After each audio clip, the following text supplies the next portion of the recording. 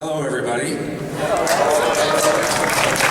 My name is Todd Vanderhayden. I work for CTV News, longtime Montrealer. I also do CJD Radio. I'm really happy that they asked me to be the MC for this event. I'm a huge Warehouse 13 fan of all the seasons. And we got some great guys just behind the curtain here. You can see, of course, Eddie was getting the crowd fired up. We're gonna bring them out in just a moment. But if you're like me, you guys are diehard fans of the show. I love this show because it is quirky, it is eccentric, it is fun, it makes fun of itself, and there's a lot of sort of behind the fourth wall kind of stuff that goes on in this show. And they're doing something that I don't think is happening in a lot of other science fiction stuff out there. There isn't a lot of science fiction stuff out there anyway, but they are doing some really, really interesting things, and they have a great cast of really good characters, and the writing on the show is smart, it's fun, and we're really, really happy that they decided to come here. Arron Ashmore, Saul Rubinek, and of course,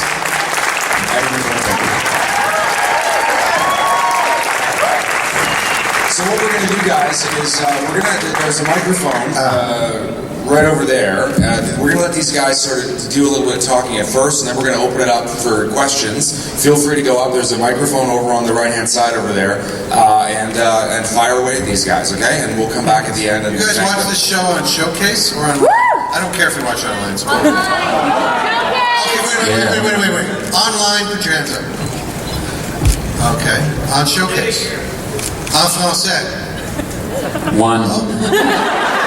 C'est pas ma voix, mon voix. C'est pas mon voix. En français, non? Pas comme ça. Ouais. C'est quoi votre nom? Is that right? Pas comme ça. Le comédien qui joue mon part, mon rôle.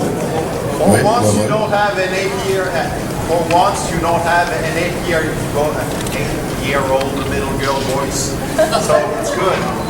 Because when you are translated, you guys, usually they take a little guy like this? Oh, yes. Well, that would fit in his case.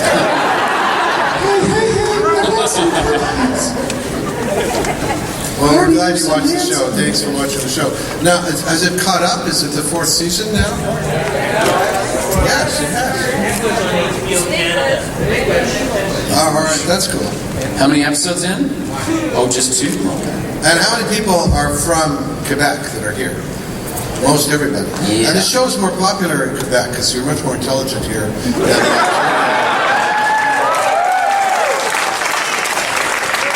That's the way it is. Anyway, the show's a lot of fun except for him. He's drunk all the time. I told you it's pills. Oh, sorry. So what's happening? Well, we've got some people right here with questions. They're going to ask us what our But I can fact is. And then we're all going to go like this. 3 of us are immediately going to go like this. 1, 2, 3. Sorry. Don't ask us that question. Okay, other than that, everything's okay. All right, so Saul, what would be your favorite thing to do? Go back in time or go to the Antiques Roadshow? Isn't that the same thing? Same. Go back in time. Wow, go back. That's a complicated question. I have this really cool question I ask people. If I could give you, I got a question for you. If I could give you half an hour, okay, any time in your life where you could go back and talk to yourself, got a half an hour with your younger self, what half an hour would you choose and what would you say? Due to obvious security reason, I cannot answer this question right now. The night I spent with Paula Petrolonga, sophomore year. You would change that? You would utterly change that? Yeah. Change it or do it again? Change. Change. See, it's a trick question for anybody with kids. No, not in the way you think. Because if you actually change, there's lots of shit I would change all through my life. I'd love to go back in time and change stuff, but I couldn't change anything. Not anything before my kids are born, or it wouldn't be these kids. I could change shit after they were born.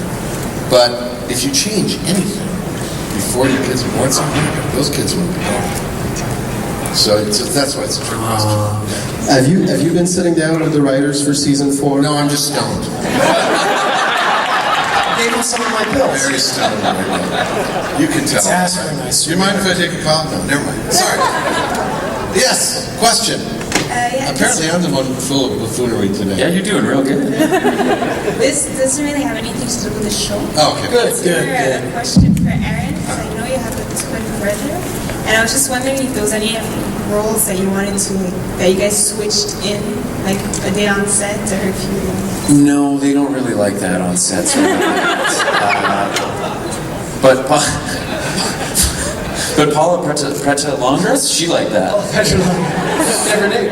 No, she never knew. No, we've never switched or anything like that. On the set of one of the X-Men movies, I went to set, and some of the cast thought it'd be really funny if we tried to trick Bryan Singer, the director. So I didn't really want to do it, but I was like, okay, if you guys want to do this. So they shoved me up behind Bryan, and I'm just kind of standing there like this, and he turned around and did a double take, and he's like, "You're not Sean." And I was like, well, that didn't work. So that's the only time that we've tried to do it, and it failed miserably, so we gave up on that. Yeah, no problem. Yeah, I got a question. If the artifacts were real in the show, is there any particular artifact you would like to actually own and use? Also, what's your favorite episode? What do you think, Zach? If they were real, what would they're all dangerous if they were real, right? I mean, the downsides, first of all, well, we do use stuff. I mean, we use the Tesla, what else do we use? We use the Farnsworth, what else do we use? That we use artifacts that we use that don't have downsides. I didn't know that they were artifacts. There? I didn't know this was Tesla. Go back to John. Cheese. Man, you know, they're all pretty awesome. Obviously, they all have power. There's God, there isn't one really. I hadn't thought of it that way, you know, because it's already all I'm trying to do is safeguard them. I'm not trying to use them. What would you want? I would like the Phoenix amulet. You'd like a penis what? Oh, sorry. I already have one of those. Well, maybe not one that's an artifact. A penal exam? Yeah, he wants a penal exam. It's Montreal. So the one that's a phoenix. Yeah. Yeah, the so one that that you can saves come back. your life. Yes, but wait a minute. 8 other people die as soon as you use it. Right? Everyone died in Fuck, your I don't care. case. She's as long as they're from Ontario. There's no drama.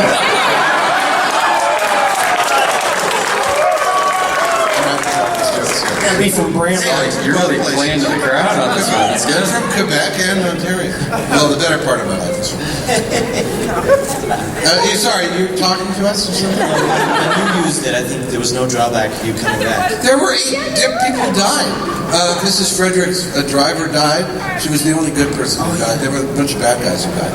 But Mrs. Frederick's driver died. He was a really nice guy. He was a very big, good, cool guy. Dropped dead in the car. Very sad.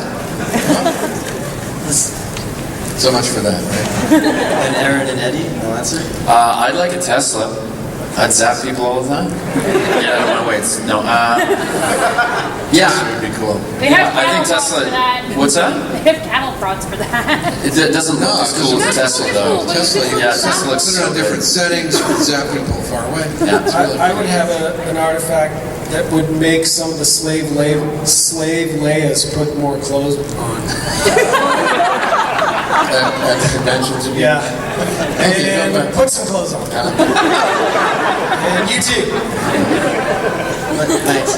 I saw this had this more than woman you had this marketed. bustier on the other day, and I was like, you know, you may have wanted to do something to the boob pimples before you decided to yeah, oh yeah, boob pimples. We're at a convention. People at convention years wearing bustiers. Well, what the hell? No, it's just the one said boob pimple. That's a new show that Eddie's going to be doing. Yes, boob question for Mr. Boob Pimple here. I have 2 actually. The first one is, did you guys know what was happening at the end of season 3, or did it just What? at the end of season 3? The warehouse blew up. Yeah. What about? And Jinx, did you know about it, or was What? it just? Did we know what was going to happen? Yeah. You mean as actors? Yes. Oh, yeah. We read the script, before. Well, we knew that it was going to happen. It was a total shock to him. While it was going on, that's why he looked so natural. Really should have read the script. Well, of course we know that it's going to Did they like happen. ahead of time, or was it just like a few months before? They give us an arc. They tell us if we're interested. They have an arc for the season, and we get a shape of it. They send writers out. A writer's room, I think there are, how many writers are there? 10 or 12. They work out an arc for the season. They get it approved by the network and the studio. That's how it works. Then they assign different writing, sometimes single writer or a writing team. And then in the room itself, once the first draft is written, the writers all table that in the room. They all make notes. The head writer is in charge of that. Then once they've agreed on what it should be, then those notes are sent, those scripts are sent to the studio and the network. They get notes. And eventually when that's approved at a network level, probably about 2 or 3 weeks before it goes into preparation, it goes to the crew that needs to prepare, do the designs and all those things, maybe a month before. And we get them. We don't really want them much more than a week before. We have a read-through of the script the week before, and that's how it operates. That's how many shows operate. So that's how it works. And my second question is for Aaron. What's it like when you get to work with your brother? And are you going to be working together anytime soon? The last thing we worked together on was an episode of Fringe, which was pretty exciting because I like the show myself.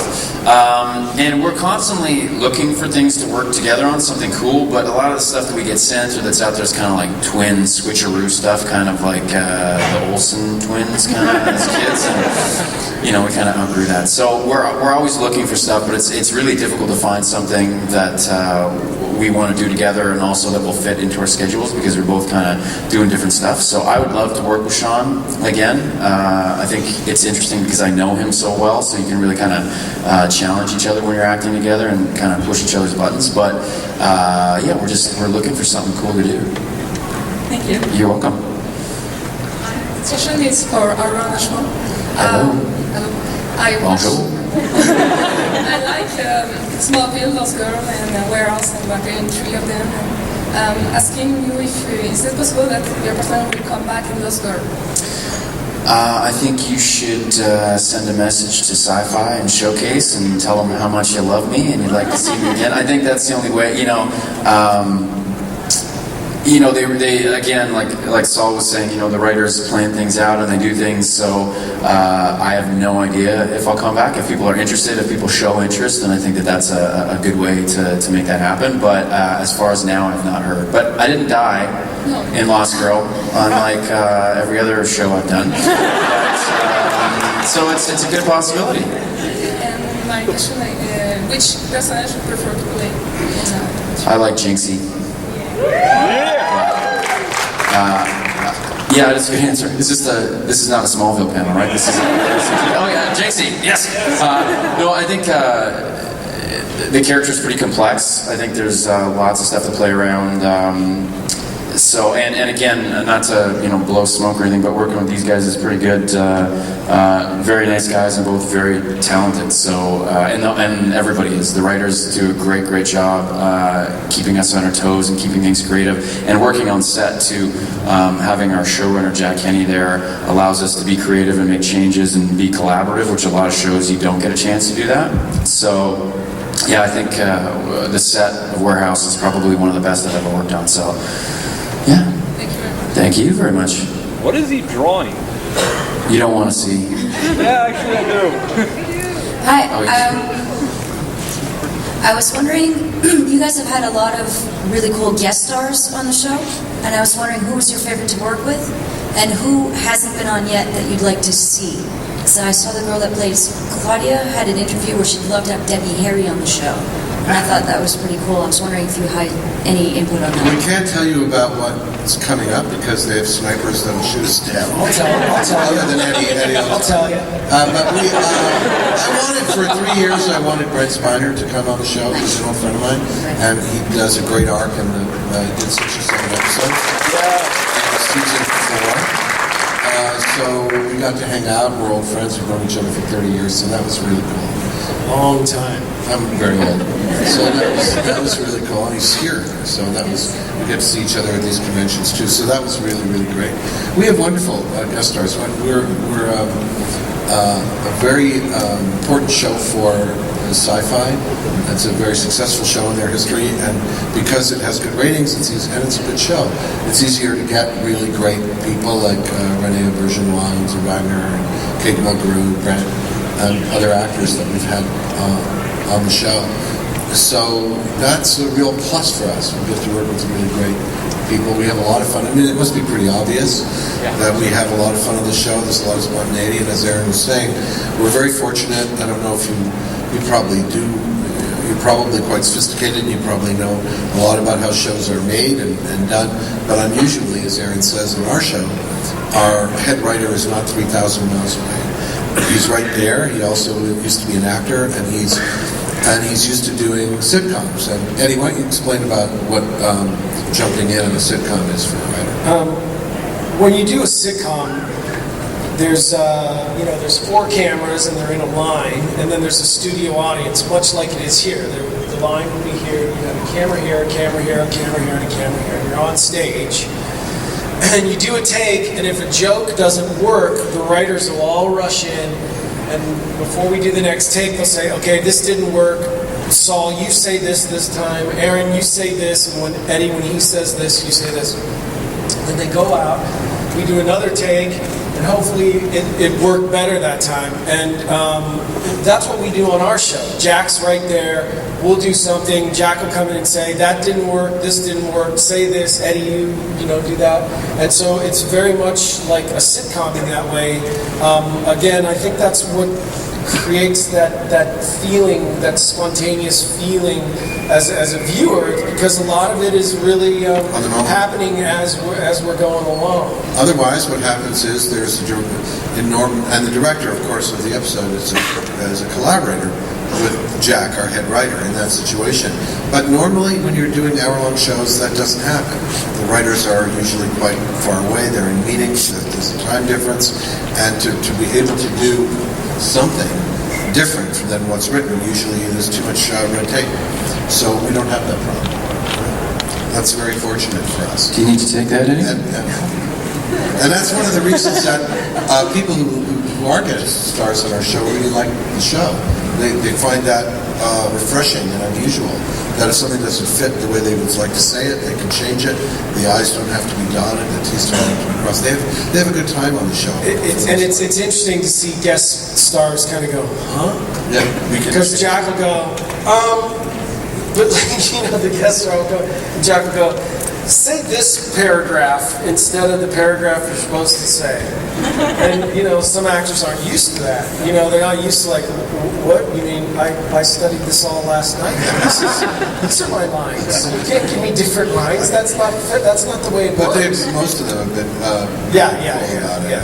But it's a bit of a shock to get stuff that's changed at the moment. It's just not usual. It doesn't work that way. There's a reason for that. And it really is because our writers start 3 months in advance. And also because we're on cable. I mean, if we weren't on cable, we'd be doing 24 shows in a row. And there's no time for the writers to be able to be on set in that kind of situation. They've got to be in a writer's room. It's just almost impossible. So it's great good fortune when you get that feeling of spontaneity. I think it has something to do. I mean, obviously, I think we have great chemistry. We like the premise. The premise of the show is really fantastic. I think you'll agree that it's a great premise. But we have the good fortune of this way of working, and that I think transmits to you guys. But back to your question about, I really would like Bruce Campbell to come do the show. I you know, when I started to think about acting, like really, you know, I used to love the Not Ready for Primetime players from Saturday Night Live, Bill Murray, Dan Aykroyd, Jane Curtin, John Belushi, but never, not until I watched the movie Evil Dead 2 did I go, God, how is that guy doing that? Is someone telling him to act that way? How does he know to? I didn't understand that. You know, I grew up as a wrestler and a football player in Ohio, and so Bruce Campbell is such a great. You know, this is a guy who could make you laugh, and then in the next instant, you know, you were terrified, and that may have had something to do with the fact that I was on mushrooms. But, Yeah. Oh, tell the airport, Atlanta Airport. Yes, the Atlanta airport. Oh yeah. Oh, check this out. So we're in the Atlanta airport. You're just at Dragon Con. And we're down in Atlanta for Dragon Con. We go in to sit down to have a bite to eat, and we're sitting down, and I said to Aaron and Saul, I said, Alice Cooper is sitting right behind us. So we all kind of went, and so a few minutes later, we're sitting there, guy comes up and says, hey, aren't you the guys from Warehouse 13? And I turn around, and I was like, you're Alice Cooper. He's a fan of the show. He was like, I love your show. I watch it all the time. I was like, will you please come do our show? He said, sure. Just ask me. I'd love to do your show. So that's something we'd like to do. Yeah. So anyway. Thank you.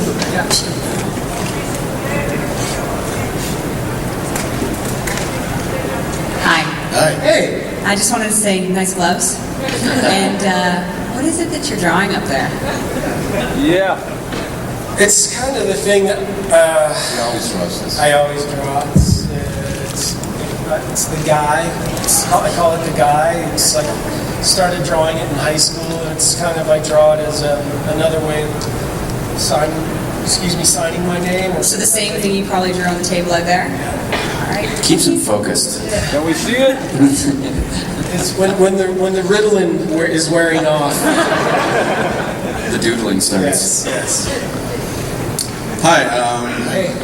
Not to take anything away from the other guys, but I think Eddie brings the most energy to the show. That's right. Remember.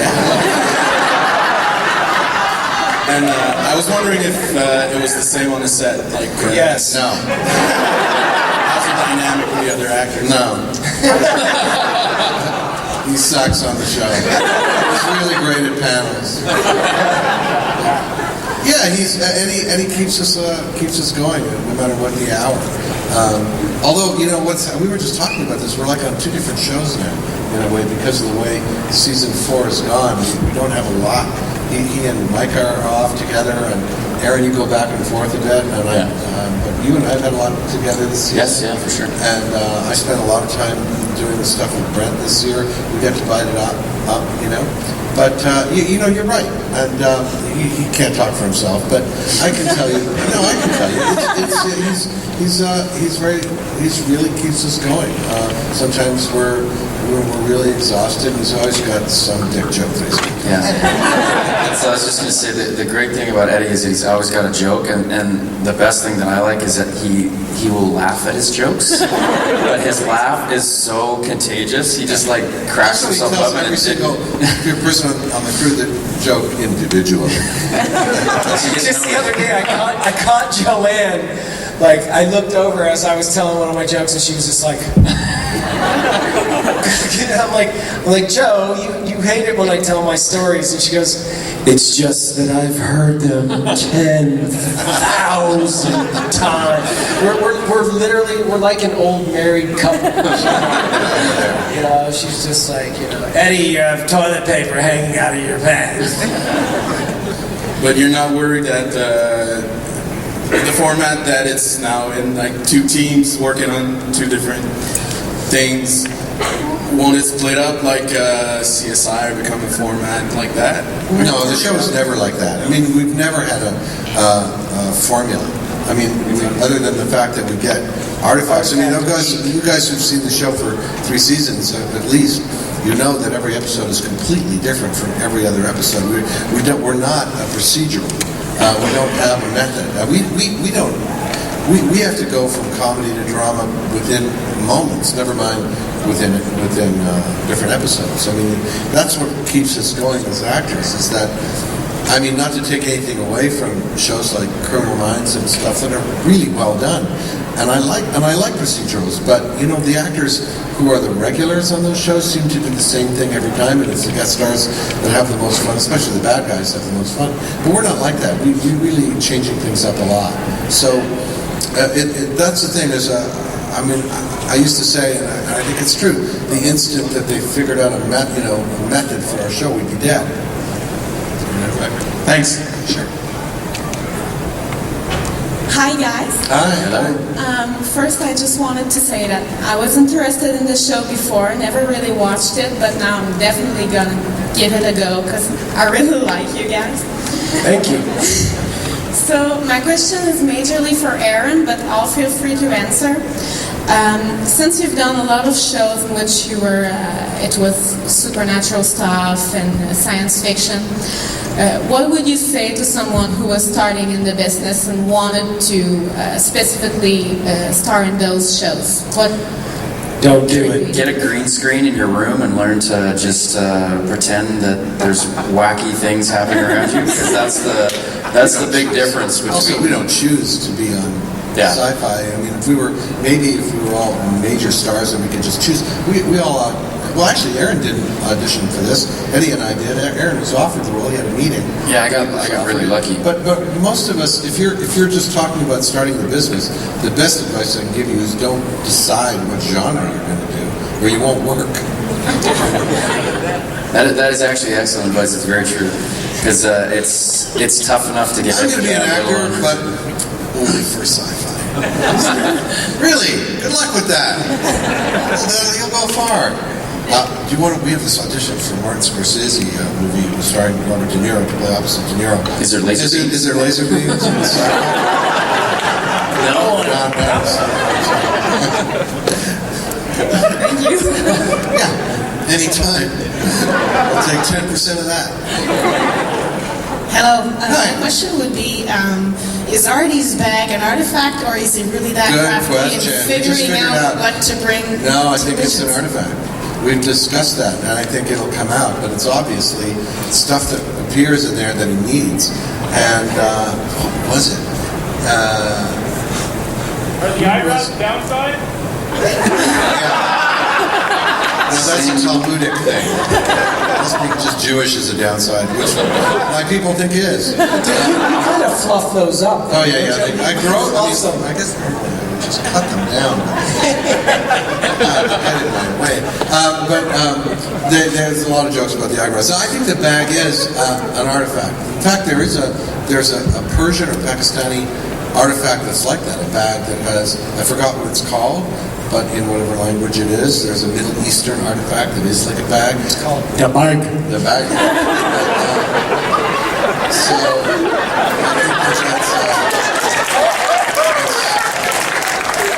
So when are you going to pull out the kitchen? Ready, num num. Okay, moving right along. All right. Any more humiliating questions? So yes, the bag is an artifact. Yes, I think it is, and they'll probably say something about that. Thank you very much. You're welcome.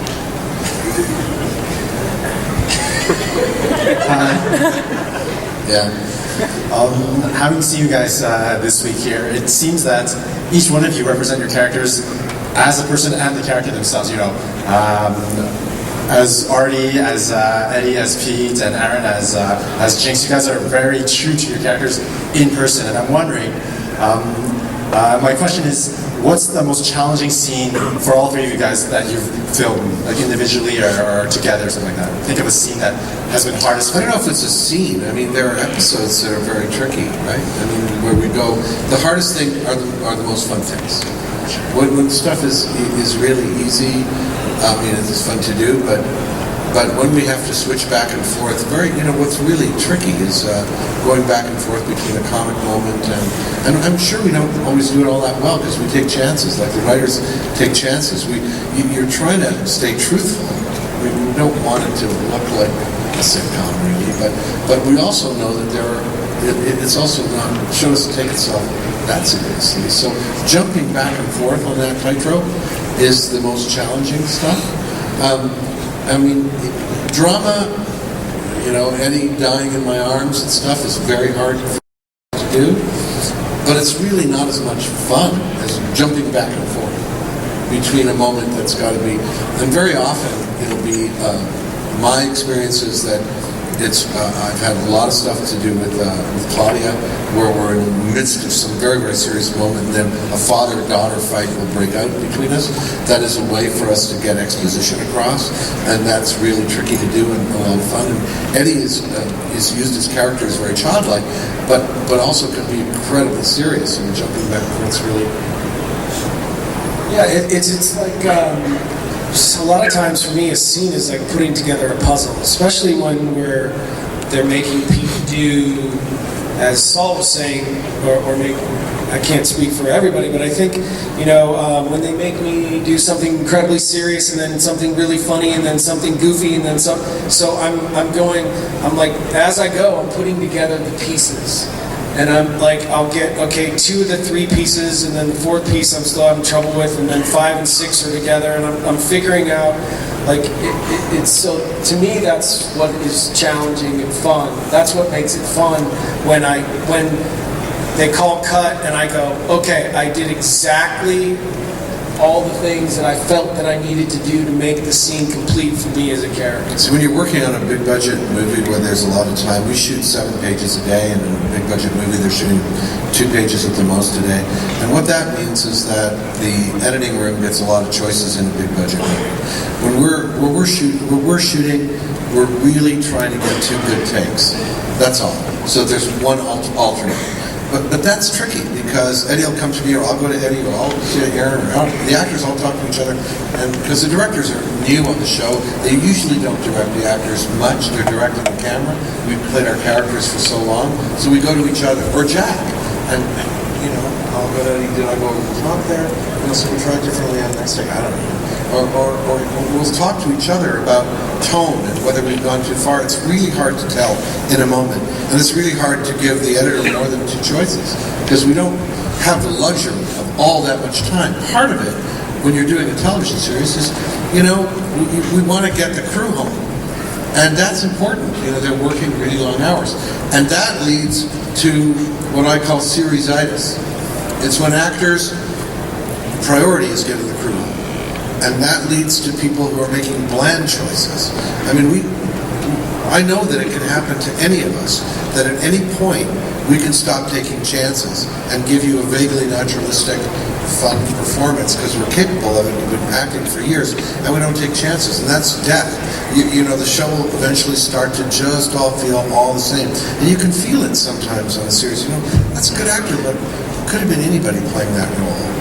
The fact that somebody said, this seems to be you guys, that's a testament really to our writers who know us and write for us and write for our voices, and the fact that we're able to collaborate that way is why we really like the show, why we wanted to continue.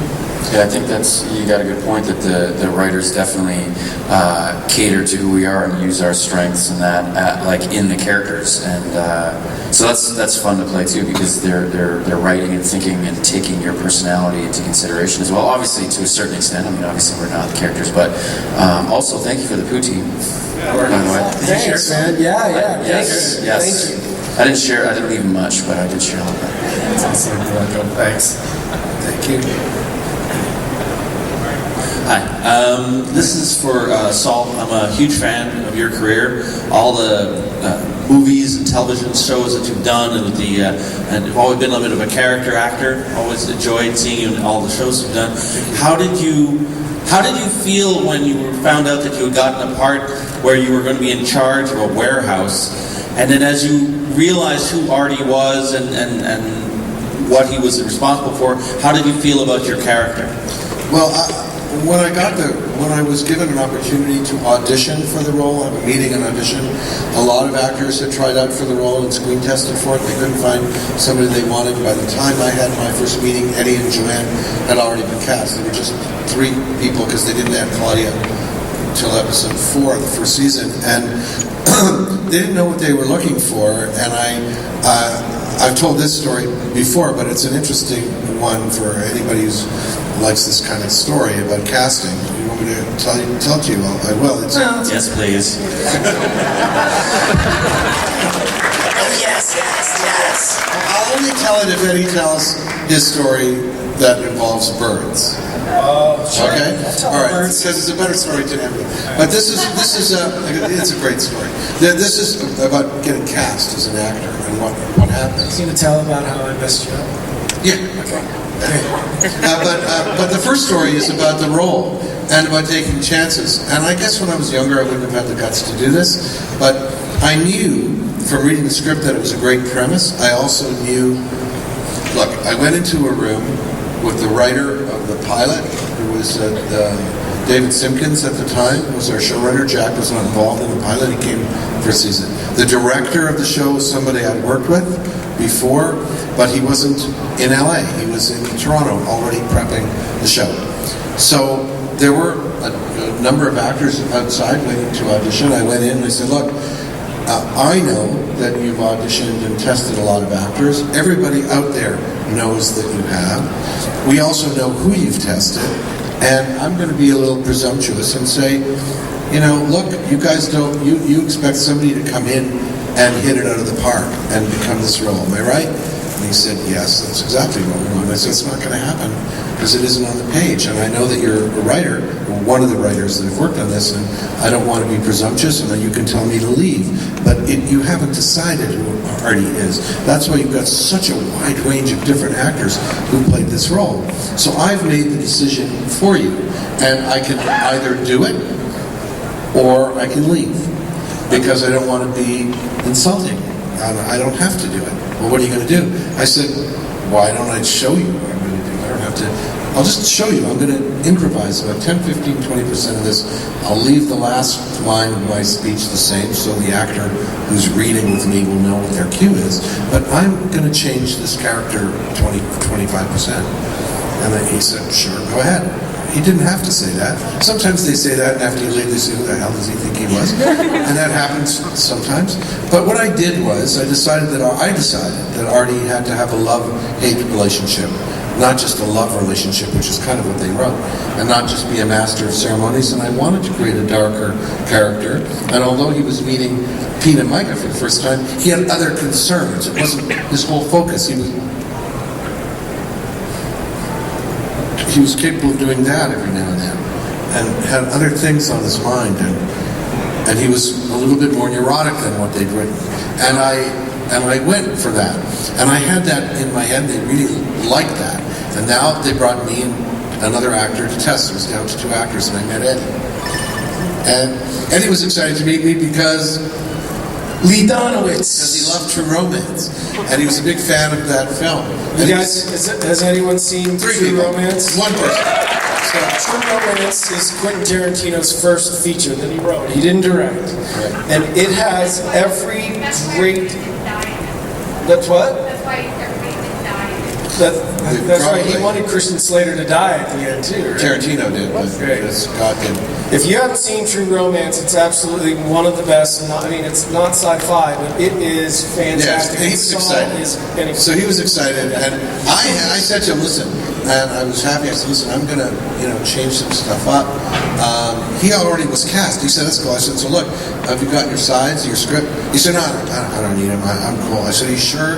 He said, yeah. So then there we were on tape, and we're going through it, and we're building a rhythm. Bump, bump, bump, bump, bump, bump, bump.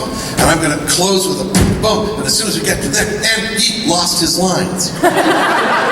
He didn't know what, no, man, he said, I'm so sorry. I said, it's okay, it's on tape, they can get rid of that one. Why don't you just look at the script? No, I'm cool. So 3 times we ended up with the situations. Really, dude? I better get this. You already have this job. Anyway, he's got a great story about how he was cast. He's promised to tell it. How many kids are here? No, you Okay, so,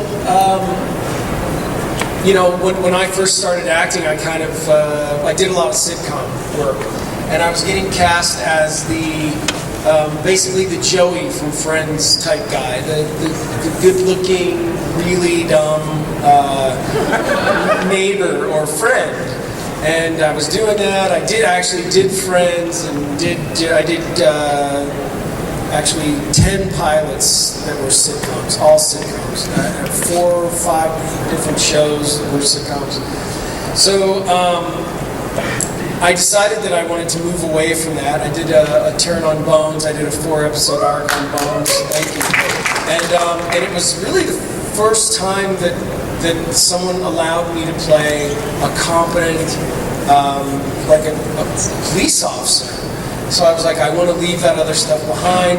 I want to still be able to play a police officer that has a sense of humor, because if I had to just leave that all behind, I would have no fun as an actor. But it took the business a while to get on board with that. They were like, wait a minute, he's the good-looking dumb guy. You know, he's not a cop. So I hadn't worked for about 2 years, and literally, I mean, I was just like, I was, you know, sitting by the phone with the phone in my hand and a gun in the other hand, and 2 kids. I had just had my second son. I went to the audition for Warehouse 13, and when I got there for the test, usually there's maybe 2 Petes, 2 Micahs, or 2 Arties, or 2 whatever. And they decide between the 2. There were 6 Petes and there were 6 Micahs. So you just kind of go, oh my God. Right. So then they start pairing you up, and they're mixing and matching and putting you with other people. And it's interesting because they had put me with Joanne all day, and I was like, oh, she must be really bad. Poor thing. They must be keeping her around because she's so pretty. And then they, at lunchtime, this is how brutal it is. At lunchtime, they told 3 of the Petes and 3 of the Micahs that they could go. And they were like, see ya.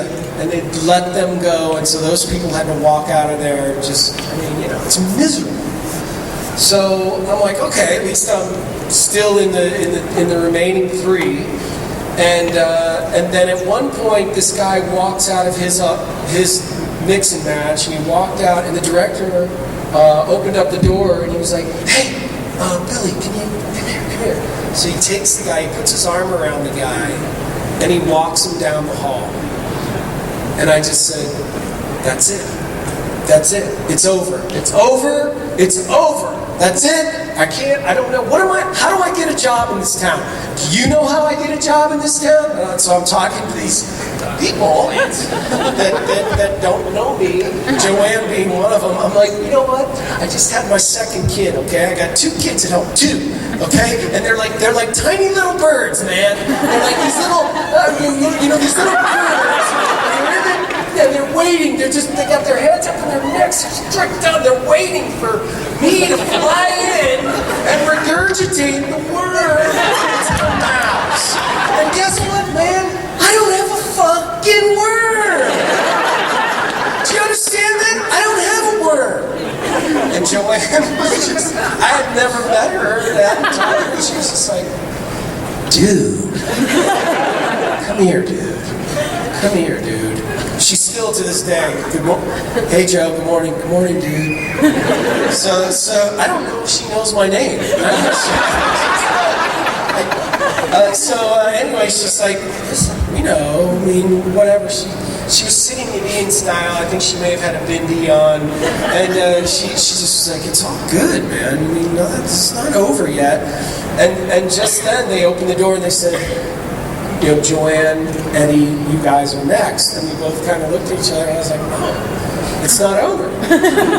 So we went in, and we were doing this, we were doing our thing, and it's very serious in there. It's very stressful. It's insanely stressful. You've got all the heads of the network sitting there, and you've signed your deals. You look at that, and you go, I'm going to be making how much?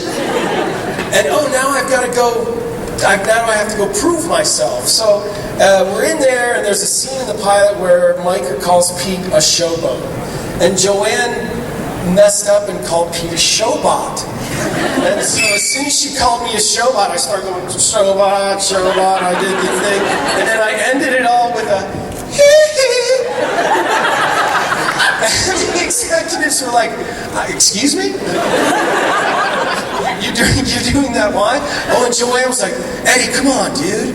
And she punches me in the shoulder, and I'm like, ow! So then I kind of like nudge her, and we're like, what? We're like, you shut up, you shut up. And I'll be the network executive in the audience who's making decisions. So we got done, and we walked out. And then Mark Stern, who was the network executive in charge, turned to his minions and said, that's our show. That's how we got the job.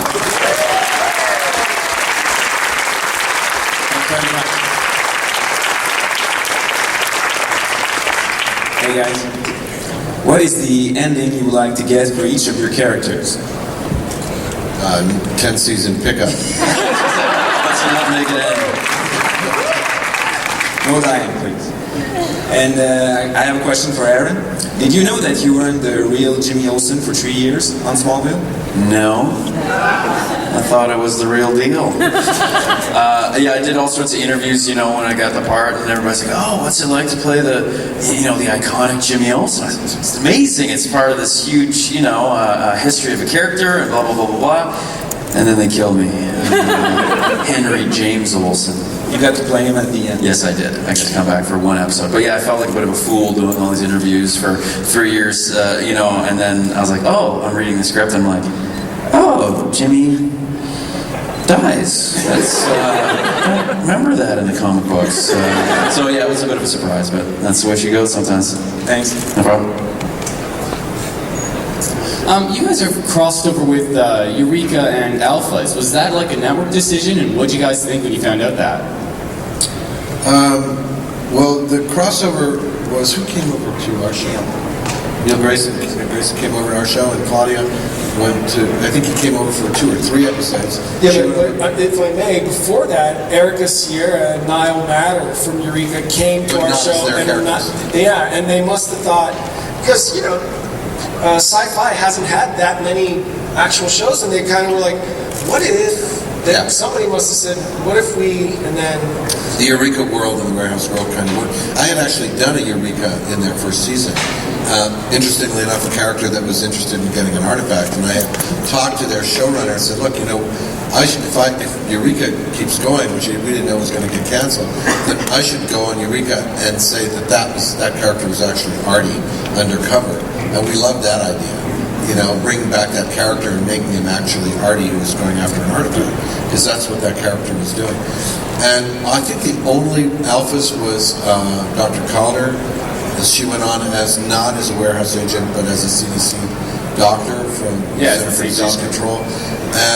It's tricky for them. It's obviously a network decision, a way to tie together. But with Eureka, which is the only show tonally that's had any similarity to us, that would be the end of it. I don't think it'll fit with Alphas as well. Yeah, the tones are really different. Really shows.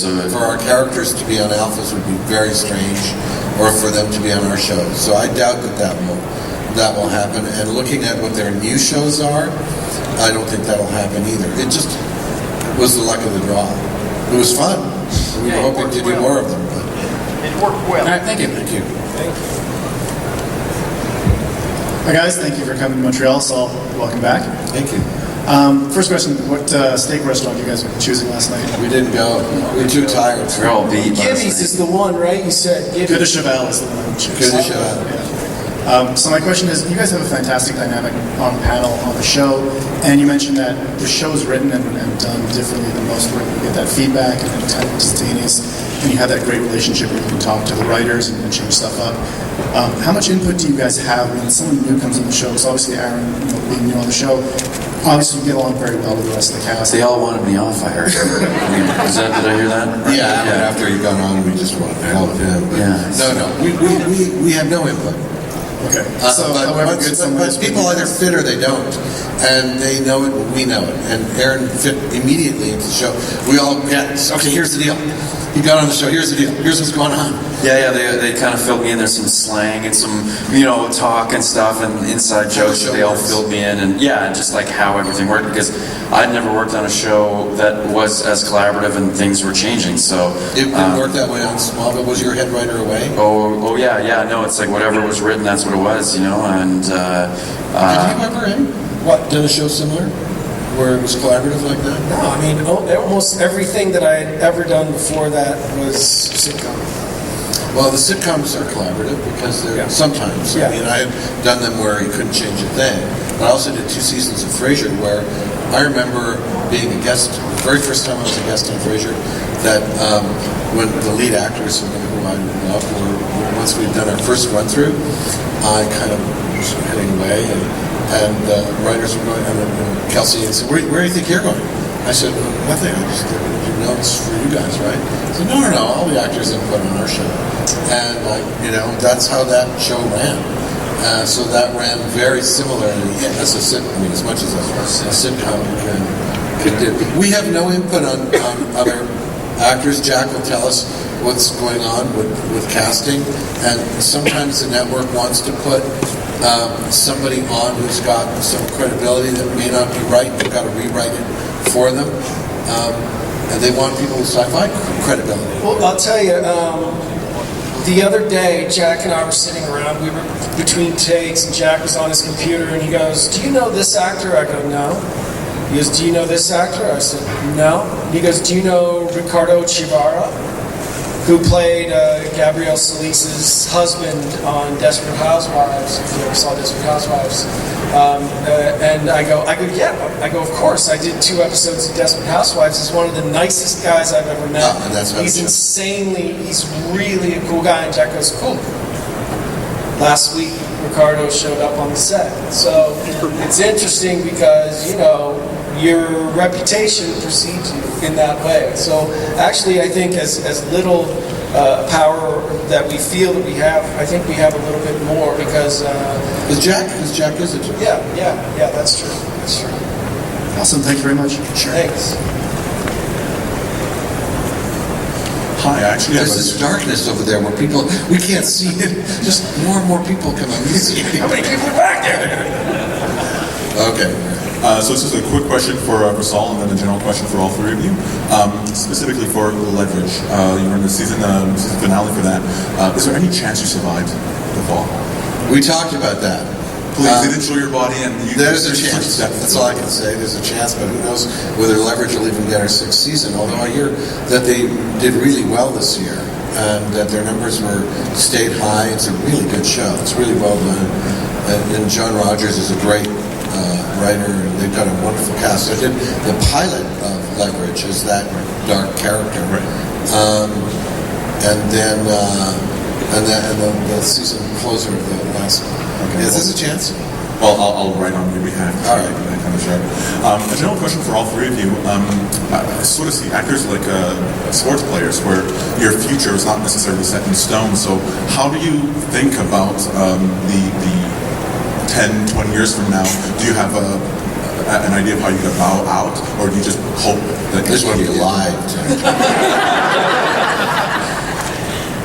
So how do you deal with that sort of uncertainty? It seems like it would cause life. Night terrors. Jesus. You mean, how do we deal with the uncertainty of whether we have a job? Well, let's say you peak on a particular show and then you can't really get anything else after. It's not like sports in that sense, because as long as you've got a brain and you can still learn lines, and I mean, there is a similarity with sports, because I met people who transferred because you're dealing with performance, high pressure performance, you're dealing with teamwork, you're dealing with a coach, you're dealing with, there are a lot of similarities to sports. Where we're a lot luckier is there's only an age range, right? When you're at your peak as an athlete. And here, as I say, we've got a longer life. But the uncertainty is something I don't know what you guys think, but I know that there are a lot of people who I consider more talented than I am, and brilliant who haven't been able to handle getting up after they get knocked down. This job, being an actor, where as far as the unions are concerned, it is the lowest paid union job in North America. There's only less than 10% of union paid actors get paid a living wage, and it's certainly less than 1% that are able to really able to have a house and a car. But I mean, it's a very, very difficult thing to do. If you can't handle getting up after you get knocked down, there are many people that I've known throughout my career that have had to choose a different way of life, including our showrunner, Jack Kenny, including the showrunner of Everybody Loves Raymond, Phil Rosenthal, who was like Jack, an actor who couldn't get a job and started to write because you want to be in the business, and unless you're continuing to work as an actor, what do? You go to classes, and it's a very, very hard job, and many people can't deal with it. I think for me too, when I was younger, because I've been doing this for a long time, and even till fairly recently, you work, and when you're done a job, you're like, that was so much fun, I feel really lucky to have done that. I hope I can get another job, It's sort of that mentality, but I think the more you work, the more confidence you get in what you do and putting yourself out there and, keeping your confidence, because that's a big thing. If Saul's right, if you lose your confidence, you're done. Apparently Spencer Tracy, one of the great actors of all time, after he had finished a job, he would go, well, that's the end of that. He thought that was never working out. But that's how actors are. Yeah. You just hope that somebody else will give you a shot sometimes. The good thing about Syfy is that you can be the star of a show on Syfy and then still have a successful career on network television. A lot of times, people see Matt LeBlanc and they say, oh, it's Joey. Well, and then, he didn't do himself any favors by then getting on a show called Joey after that. So, as you said, it can be, I'm sure it has to be very difficult for actors who have had a great run on a show, because, where is Frankie Muniz now from Malcolm in the Middle? Everybody sees he's Malcolm in the Middle. He's Malcolm. He's living in Ontario. He's in Brampton. I'm from Brampton. Yeah, from Scarberia. But anyway, it's like my manager's like, Eddie, I think when this is done, you'll be able to go back to network TV and have a career because the Syfy fans are loyal, and they'll allow you they'll follow you. Because they're... Also, if this were on network TV, this is the kind of show that network TV wants, in the sense that it's got a wide demographic. We're proud of the fact that families watch this show, because you can watch it with your kids if they're 10 or older, and you're not going to be bored, and they're not going to be bored. There's something for everybody in the family. That's really cool. That's what networks are looking for. But if we were on network, they would have killed us by now. We wouldn't have one season. They would have put us on the wrong time. We would have had to survive in a different way. As a result, we're on Syfy, which has where the pressure is a lot less to stay on the air, and that's really great for you guys, and it's great for us. So, thank you very much. Sure. I think that's going to do it for us today. There is a quick announcement that we want to make related to Warehouse 13. There was a big tablecloth that was used where they were signing today. A lot of their autographs, doodles are there. Not just the three actors up here, but also Will Wheaton, Brent Spiner, Laura Vandervoort, of course Saul, Eddie, and Aaron as well, Kevin Sorbo. This is going to be auctioned off. It's a charity auction. All the money raised goes to Make-A-Wish Foundation. It's up for grabs, and it's going to be at 4:30, so an hour and a half from now, in room 511D in a charity auction, and we're going to be giving away the tablecloth. But on behalf of everyone here, I want to thank Eddie and Aaron and Saul for coming out. It's a fantastic show. We love it, and we hope it continues for a long time for us. I appreciate it very much.